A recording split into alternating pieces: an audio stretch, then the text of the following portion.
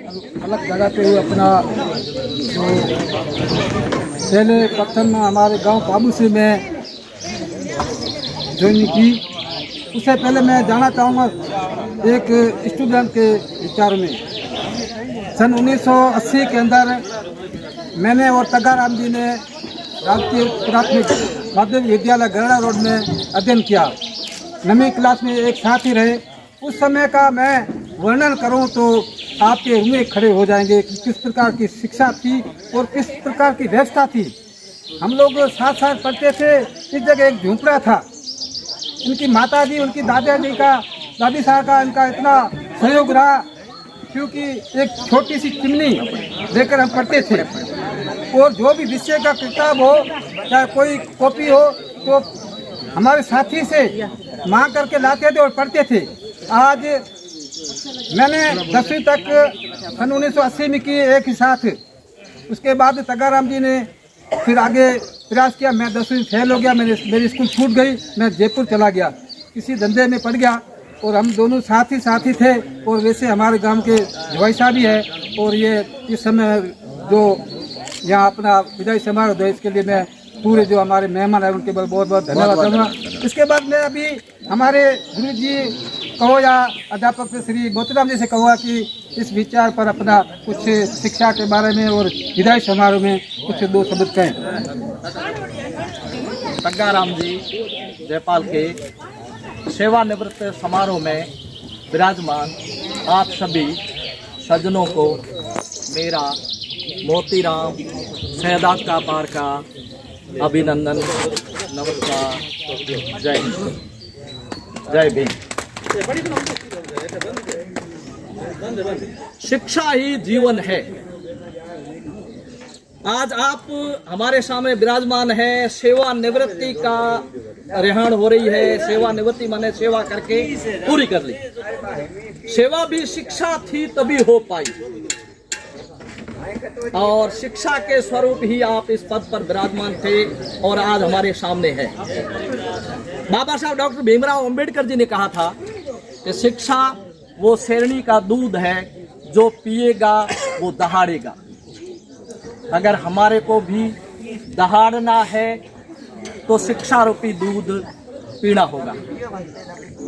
मैं आज की पीढ़ी में जो पढ़ने वाले छात्र वृंद हैं उनसे ये प्रमाण स्वरूप आप भाई साहब को पेश करना चाहूँगा कि आज की पीढ़ी को जब बात करते हैं कि पढ़ो, अच्छे पढ़ो, तो वो कहते हैं हमारे पास सुविधाएं नहीं है, हमारे पास वो फैसिलिटी नहीं है जिसे हम आराम से पढ़ सकें। अब भाई साहब मेरे सामने विराजमान, हमारा बराबरी का पथ संचलन रहा, तो आपके द्वारा स्वयं के द्वारा ही परिस्थितियों का निर्माण करना, स्वयं के द्वारा सुविधाएं जुटाना और स्वयं ही पढ़ना और उसके उपरांत भी किसी भी कष्ट को इन्होंने महसूस नहीं होने दिया और आज हमारे सामने आदर्श स्वरूप विराजमान है।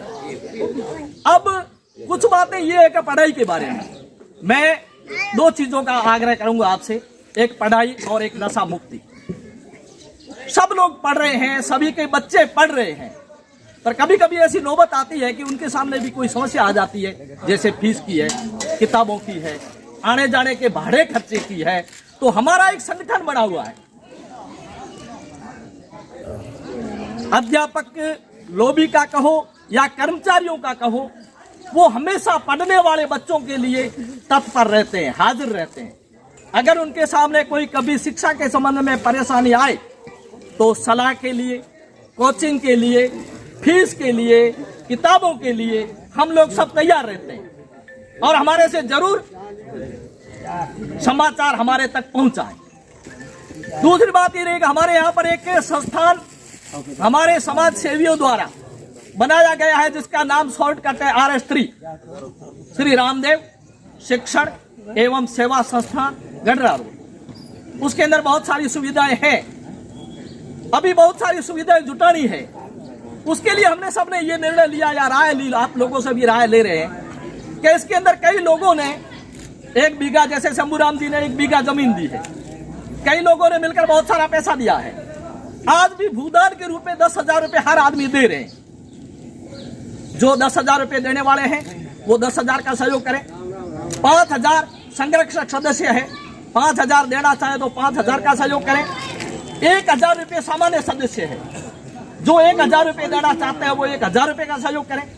उसके उपरांत भी अगर जो लोग कुछ ऐसे हैं जिनके पास भी 1000 रुपये की अपन मान्यता नहीं करते हो जाएंगे, उनके लिए मेरा आग्रह रहेगा कि जैसे हर गांव में गुरु पीर फकीर कोई अपने से मांगने वाले आते हैं, उनको हर परिवार 100 या 200 रुपए देते हैं।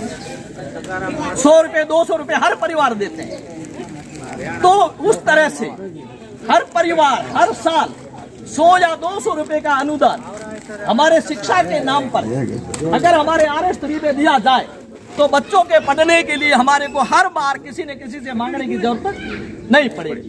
तो आप सभी से निवेदन है, जो भी जिस तरह से RS3 के लिए शिक्षा के नाम पर, उसमें सिर्फ शिक्षा का है, वो अपना सहयोग अवश्य करें। हम लोग भी विचार बढ़ा रहे हैं प्रत्येक गांव में आने का, हर एक जगह आएंगे, आपसे अनुरोध करेंगे, आपसे निवेदन करेंगे। अब दूसरी चीज साहब, नशा मुक्ति की। हर बार जब अपने कोई शादी कार्यक्रम या कोई उत्सव होता है तो उसमें हम कोई न कोई नशे की मनोहर करना चाहते हैं। मेरा निवेदन ये रहेगा कि नशे की मनोहर, नशा तो मुझे याद है अच्छी तरह से, लोग कहते हैं 2016 से पहले चाय नहीं थी।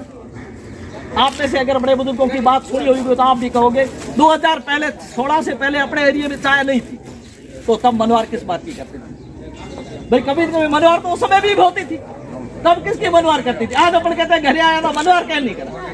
2016 से पहले अपने बाप दादाओं की बात सुनी हो तो पूछो मनोहर किससे करते थे। तो मेरा निवेदन रहेगा, ये नशे की बात अपने समाज में बहुत ज्यादा है, कम से कम करें और अपने समाज को आगे बढ़ाने के लिए शिक्षा का सहयोग जरूर जरूर करें। श्रीमान तगाराम जी से भी एक बार पहले भी इनका सहयोग हो चुका है RS3 में। अब भी मैंने बात चलाई तो आपने जोश के साथ कहा कि मैं भी सहयोग करूंगा, और आपसे भी निवेदन है RS3 के लिए कुछ न कुछ शिक्षा के नाम पर सहयोग करेंगे। धन्यवाद, जय हिंद। अपनी कहानी थी वो आप सुना देनी, और पब्लिक को पता है कि भाई केड़े स्थिति गुजरिया करती है। तो चलो SDM, doctor, engineer, lecturer, second grade, first grade और BSTC। मैं गया उस समय विद्यालय के अंदर गांव में 2-3 लोग पढ़े हुए थे, जो राम जी, सीताराम राम जी, आत्मा राम, इंग्लिश में आता था, किसी को आप पढ़ने नहीं आता। आज हर घर बच्ची सीनियर पास, हर घर बच्ची सीनियर पास। अपना गुरुजनों का धन ये है, अपनी माया ये है।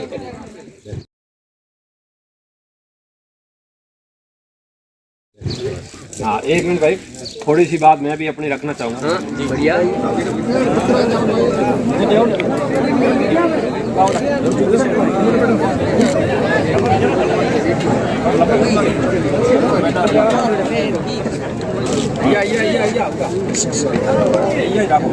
बात करना लगा श्रीमान तगाराम जी के सेवानिवृत्ति समारोह पर ये कार्यक्रम का आयोजन किया गया है। इस कार्यक्रम के उपलक्ष्य में और संस्थान RS3 संस्थान जो हमारे समाज का और शिक्षा के प्रति समर्पित है, उस समाज को श्रीमान तगाराम जी के द्वारा 10,000 रुपये भेंट किए गए हैं। और इस उपलक्ष्य में हम सभी RS3 संस्थान के सदस्यगण और माननीय सभी गांव के लोग इकट्ठे होकर हम सभी माननीय तगाराम जी को शाल ओढ़ाकर धन्यवाद देना चाहते हैं। और लोगों को भी यही निवेदन करते हैं कि ऐसे कार्यक्रमों में समाज के लिए सदैव तत्पर रहें और शिक्षा जैसे संगठनों में अपना सहयोग प्रदान करें। धन्यवाद, बहुत बहुत धन्यवाद।